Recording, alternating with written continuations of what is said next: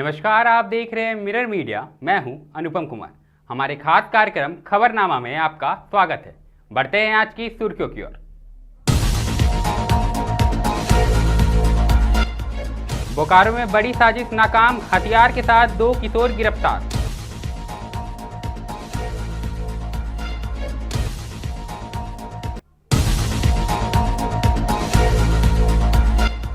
रामगढ़ में सांप के डसने पर डीसी बने देवदूत, तत्परता दिखाते हुए छात्र की बचाई जान।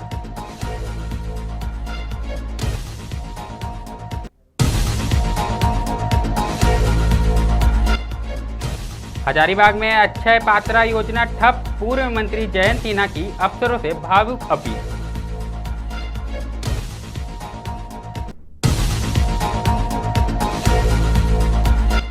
पाकुड़ में रक्तदान शिविर का आयोजन, डीसी मनीष कुमार ने 22वीं बार किया रक्तदान।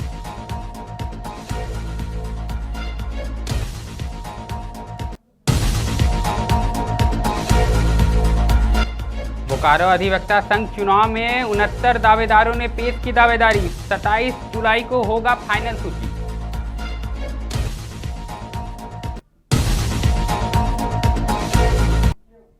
अब खबरें विस्तार से। सबसे पहले बात हम बोकारो की करेंगे, जहां जरीडीह थाना क्षेत्र के बहादुरपुर के पास NH 23 पर पुलिस ने गुप्त सूचना के आधार पर कार्रवाई करते हुए 2 किशोरों को अवैध हथियार के साथ गिरफ्तार किया है। पुलिस को सूचना मिली थी कि 2 युवक बाइक से किसी बड़ी घटना को अंजाम देने की फिराक में हैं। इसके बाद जरीडीह थाना प्रभारी बिपिन चंद्र महतो के नेतृत्व में विशेष जांच अभियान चलाया गया। इस दौरान एक बाइक जिसका नंबर JH 09G0923 पर सवार होकर दोनों किशोरों को रोका गया। तलाशी में उनके पास से एक देसी कट्टा, एक देसी कारतूस और एक चाकू, 2 मोबाइल फोन और 260 नगद रुपए बरामद किए गए। दोनों के खिलाफ आर्म्स एक्ट के तहत मामला दर्ज कर जांच शुरू कर दी गई है। पुलिस ने इनके नेटवर्क की भी छानबीन शुरू कर दी है। 23/7/2025 को पुलिस अधीक्षक महोदय बोकारो को गुप्त सूचना मिली कि जरीडीह थाना अंतर्गत बहादुरपुर क्षेत्र में एक मोटरसाइकिल से 2 व्यक्ति अवैध हथियार के साथ किसी घटना को अंजाम देने के लिए फिराक में घूम रहे हैं, जिसके बाद पुलिस अधीक्षक महोदय बोकारो द्वारा मेरे नेतृत्व में एक छापामारी दल का गठन त्वरित कार्रवाई हेतु किया गया।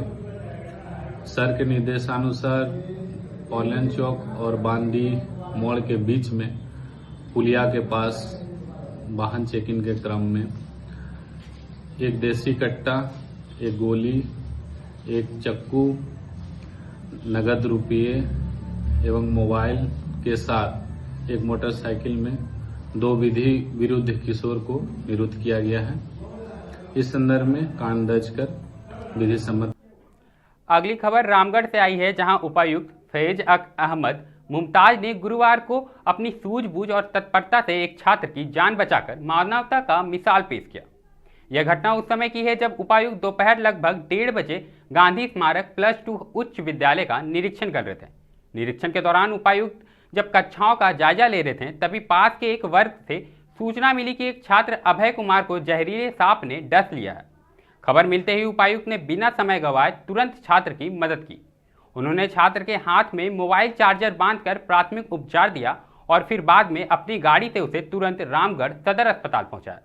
वहां उनकी उपस्थिति में सिविल सर्जन की देखरेख में छात्र का इलाज शुरू किया गया। वहीं स्थानीय लोगों और विद्यालय प्रशासन ने उपायुक्त की इस मानवता की पहल की जमकर तारीफ की है। रामगढ़ शहर में इस घटना को लेकर उपायुक्त की काफी प्रशंसा हो रही है।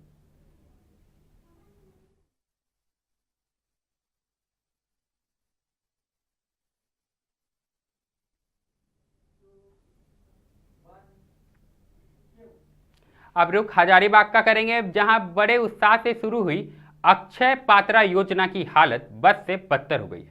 यह योजना पूर्व केंद्रीय मंत्री जयंत सिन्हा की पहल पर शुरू की गई थी, ताकि सरकारी स्कूल के बच्चों को हर दिन गर्म और पौष्टिक भोजन मिल सके।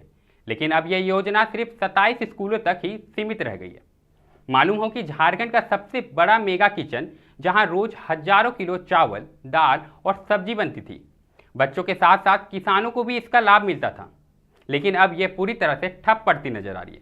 वहीं चिंता जताते हुए पूर्व मंत्री जयंत सिन्हा ने कहा कि हाथ जोड़कर आग्रह करता हूं इस योजना को सुचारू रूप से चलाया जाए, जरूरत पड़ी तो अफसरों के पैर भी पकड़ लूंगा। उन्होंने बताया कि जब वह सांसद थे तब उन्होंने इसे जिले के 1 लाख बच्चों तक पहुंचाने की कोशिश की थी, लेकिन आज एक बार बॉयलर खराब होने से खाना बनना बंद है और किसी को कोई परवाह नहीं है। क्या रामगढ़ का जो रसोई घर है उसका काम संतुष्टि से चल रहा है और जल्द ही वो समाप्त हो जाएगा और बच्चों को वहाँ भोजन मिलने लगेगा। लेकिन हजारीबाग वाला जो अक्षय पात्रा है उसमें अभी भी 2-3 चीज़ों की कमी है। जब तक वहाँ बॉयलर नहीं आएगा तब तक उसमें अभी भी कुछ 5-6 हज़ार बच्चों को खाना मिल रहा है, लेकिन जब तक हम उसमें वहाँ बॉयलर नहीं लगा पाएंगे, जो हम लोगों का जो वहाँ की प्लानिंग थी कि पहले 50,000 बच्चों को फिर 1 लाख बच्चों को, जिसमें कि पूरी क्षेत्र के बच्चों को पोषण अच्छा मिलेगा, वो आज हम लोग उस लक्ष्य को हम लोगों ने हासिल नहीं किया है। मैं सिर्फ फिर एक बार निवेदन करूंगा वर्तमान प्रशासन से, वर्तमान जनप्रतिनिधियों से कि आप बच्चों की चिंता करें। अगर आप इस क्षेत्र की बच्चों की चिंता नहीं करिएगा, उनको पोषण नहीं मिलेगा, तो क्षेत्र का विकास कैसे हो सकता है। अभी अक्षय पात्रा, जैसा आप लोगों को जानकारी है कि अक्षय पात्रा जो है वो हॉट कुक मील्स जो है मिड डे मील के तहत में गवर्नमेंट ऑफ झारखंड के कोलाबोरेशन से और CSR फंड से जो है वो बनाया गया है। अभी फ़िलहाल जो है फुली ऑटोमेटेड ऑटोमेशन कंडीशन में अभी वो नहीं रन कर पा रही हैं। कुछ एक इश्यूज़ हैं जो मैं अभी नेक्स्ट वीक में एक रिव्यू मीटिंग रखा हूँ और नेक्स्ट वीक में हम लोग रिव्यू करके इसमें जो भी इश्यूज़ हैं ताकि ऑटोमेशन जल्द से जल्द तैयार हो और जो विज़न है उसमें कि ऑटोमेटेड तरीके से ज़्यादा स्कूल कवरेज हो और ज़्यादा विद्यालय में जो है वो हॉट कुक मील्स हम लोग प्रोवाइड कर सके, उस दिशा में हम कोशिश कर रहे हैं कि 10 to 15 डेज के अंदर इशू को सॉर्ट आउट। अब हम बात करेंगे पाकुड़ की, जहां प्रोजेक्ट जागृति के तहत शुक्रवार को पाकुड़ जिले के सभी प्रखंडों में रक्तदान शिविर का आयोजन किया गया। इस अवसर पर उपायुक्त मनीष कुमार, SMPO पवन कुमार सिंह समेत अन्य पदाधिकारियों और कर्मचारियों ने रक्तदान कर उदाहरण प्रस्तुत किया। गौरतलब है कि DC मनीष कुमार अब तक कुल 22 बार रक्तदान कर चुके हैं। इस दौरान उपायुक्त ने कहा कि रक्तदान महादान है, इसे सभी को करना चाहिए ताकि किसी जरूरतमंद को समय पर रक्त उपलब्ध हो सके और उनकी जान बच सके। अब रुख बोकारो का करेंगे, जहां अधिवक्ता संघ चुनाव को लेकर कोर्ट परिसर में चुनावी सहगर्मी तेज हो गई है। नामांकन के अंतिम दिन गुरुवार तक कुल 69 प्रत्याशियों ने विभिन्न पदों के लिए पर्चा भरा।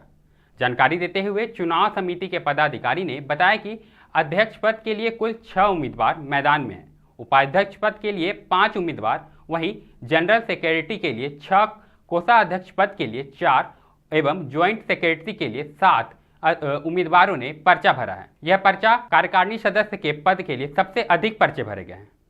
सभी उम्मीदवारों को आचार संहिता का पालन करने का निर्देश भी दिया गया है। वहीं नाम वापसी की आखिरी तारीख 26 जुलाई तय की गई है, जबकि फाइनल सूची 27 जुलाई को जारी की जाएगी। बोकारो जिला अधिवक्ता संघ 2025-2027 सत्र के लिए चुनाव हेतु ये हम 3 व्यक्तियों को नामांकित किया गया। मैं श्री अशोक कुमार सिंह चौधरी और ये हैं श्री आर के राय और श्री उमाकांत। ये 3 व्यक्तियों को ये जिम्मेवारी दी गई कि आप पूरे इलेक्शन को कंडक्ट करें। इस क्रम में हम लोगों ने वोटर लिस्ट भेजा बार काउंसिल के द्वारा संपूर्ण वोटर लिस्ट हम लोगों को मिला।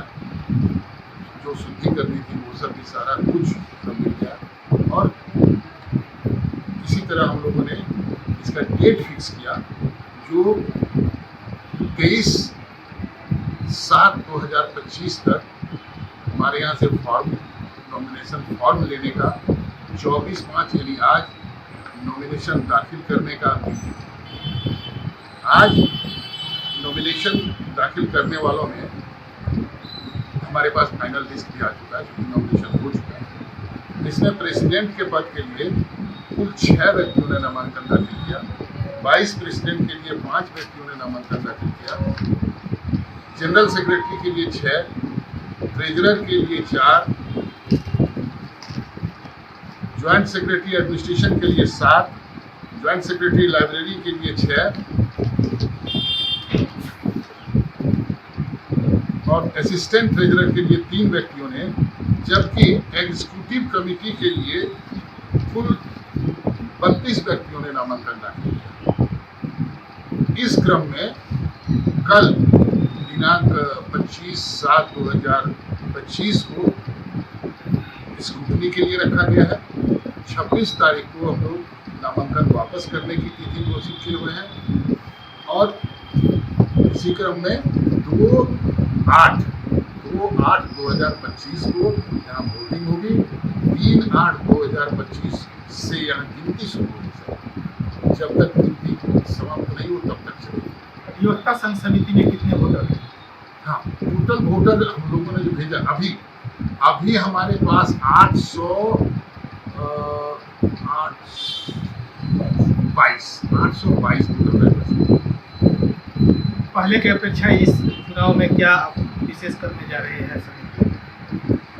विशेष में बाकी वोटिंग के दौरान क्या क्या व्यवस्थाएं हैं? हाँ, सारी व्यवस्थाएं जैसे सीसीटीवी कैमरा है, सिक्योरिटी की जो व्यवस्था है हम लोगों ने एसपीटीएस की सबके यहाँ अप्रोच किया सर, डीसी साहब को भी दिया है, अपने जज साहब को भी दिया है, सब कुछ लेकर किया सर। उसके बाद बाहर हम लोग जहाँ वोटिंग होगी उसके लिए भी संपूर्ण व्यवस्था हम लोगों ने किया हुआ है। टेंट वगैरह का, लाइट का, सारा चीज़ का, कैमरे का और प्रसारण का भी सारा कुछ हम लोगों ने व्यवस्था किया है। और इस बार इस जो वोटिंग और काउंटिंग का हम एकदम लाइव टेलीकास्ट करेंगे सर। मैंने ट्रांसपेरेंसी जितनी अधिक हो, जितना अच्छा हो सके वो सारी व्यवस्था हम लोगों ने की। और एक विशेष व्यवस्था किया है कि इस बार जितने हमारे कैंडिडेट्स हैं वो जब वोटर बैलेट बन के आएगा सबके नाम के सामने उनका तस्वीर लगाएगा।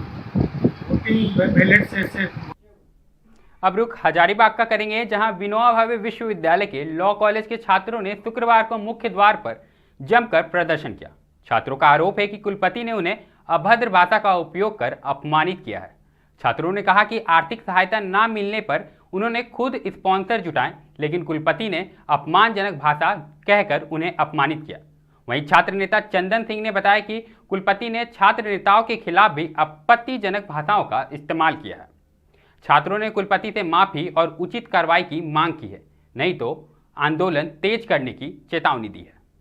जो धरना दिया जा रहा है स्टूडेंट्स के द्वारा, मेनली स्टूडेंट्स को दलाल बोला गया है। बीसी सर के द्वारा, जो बीबीयू यूनिवर्सिटी के बीसी सर है उनके द्वारा दलाल बोला जा रहा है, ठेकेदार बोला जा रहा है। तो क्या हम स्टूडेंट्स पढ़ लिख करके दलाली कर रहे हैं या ठेकेदारी कर रहे हैं, ये जानना है हमको वीसी सर से। हमें जवाब चाहिए। हम लोग का उठने का तब तक का कोई इरादा नहीं है जब तक वीसी सर लिखित में हम लोगों को माफीनामा नहीं देते हैं, क्योंकि हम लोग स्टूडेंट हैं, बकायदा हम लोग अपना परीक्षा देते हैं और हमारा रिजल्ट भी आता है। लेकिन वीसी सर हम लोगों के लिए दलाल और ठेकेदार जैसा शब्दों का संबोधन कर रहे हैं, जो कि बिल्कुल भी एक्सेप्टेबल नहीं है। क्या हुआ था? हुआ ये था कि हम लोग अपने सोसाइटी के अंदर हम लोग अपने वीबीयू नेशन के अंदर 5 सोसाइटीज को रन करते हैं, जो कि लिटरेरी सोसाइटी है, कल्चरल इवेंट्स होता है उसके अंदर। उसके लिए वीसी सर हम लोग उनसे मांगने गए फंड, तो वो हम लोगों को 1 रुपया का मदद नहीं किए। और जब हम लोग अपने लिए स्पॉन्सर्स ढूंढ के लाए तो वो बोलते हैं कि हम लोग दलाली कर रहे हैं। वो स्पॉन्सर्स नहीं, दलाल हैं। जबकि वो स्पॉन्सर जो आए थे वो हमारे बच्चों में यूसेट डिपार्टमेंट में, बीबीए डिपार्टमेंट में प्रॉपर इंटर्नशिप, बीबीए इंटर्नशिप्स और वर्कशॉप सब प्रोवाइड करेंगे। फिर भी सर हम लोगों को बोलते हैं कि हम लोग दलाली कर रहे हैं यहाँ पर। कैसे चलेगा ऐसे कैसे चलेगा? वही तो हमारा क्वेश्चन है कि सर, वीसी सर जो कि इतने प्रतिष्ठित पोस्ट को हैंडल कर रहे हैं, क्या उनके जबान से ऐसे शब्दों का इस्तेमाल शोभा देता है? मामला ये है कि कुलपति महोदय के आए हुए लगभग 2 महीने हो गए, 2 महीने से अधिक हो गए। इन्होंने आते ही इस प्रकार से अपने आप को प्रिटेंड किया। इन्होंने कहा कि जो छात्र नेता लोग हैं यहाँ पे सारे जो है सो ठेकेदार हैं। पहला बात इन्होंने कहा, मैंने स्पष्ट तौर से वीडियो जारी करके कुलपति से पूछने का काम किया, मिलने की कई बार कोशिश की हमने कि आप बताएं कि आपसे ठेकेदारी किसने मांगा।